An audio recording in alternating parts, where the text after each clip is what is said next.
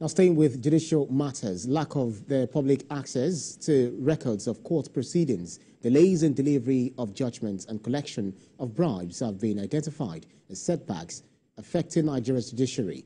These issues formed part of discussions at a two-day workshop on tackling judiciary corruption in Uyo, Akwa Ibom State. TVC News' Miriam Daniels reports.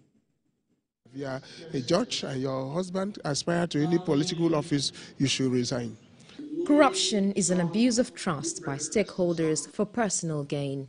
The Nigeria Corruption Index study in 2020 reveals corruption in the justice sector was the most severe of all sectors surveyed, due to the scale of electoral and political cases handled by Nigerian courts. The UN Office on Drugs and Crimes Corruption in Nigeria study of 2024 found that judges and magistrates were paid the largest cash bribes, despite being public officials that citizens had the least amount of contact with. Why are we creating many agencies to supervise? When we were younger, what we used to know about judges were that they lived a kind of secluded life. But these days they do ceremonies, everybody goes to their ceremony, you do their own, they also come, they eat and drink with people, so that has made interaction very easy with people, and that way also, the corruption thing can generate from there. Severopan is a human rights advocate. He believes judicial corruption influences the outcome of judicial decisions and defeats the rule of law.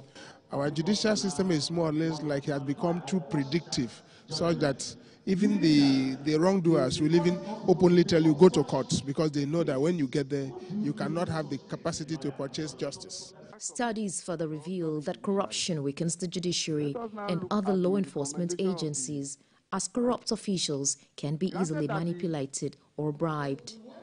The Chief Justice of Nigeria says a digitized judicial system would enhance transparency and accountability. Monitoring the high-profile cases and reporting and advocating for action on them, I think, is the best way to go.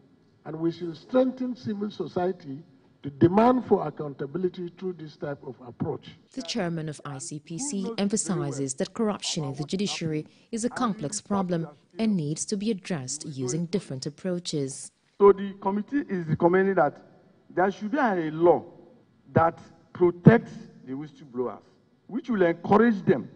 The citizens believe that a fair and efficient judiciary is the key to the anti-corruption initiatives. Miriam Daniels, TVC News, Uyo, Akwa Ibom State.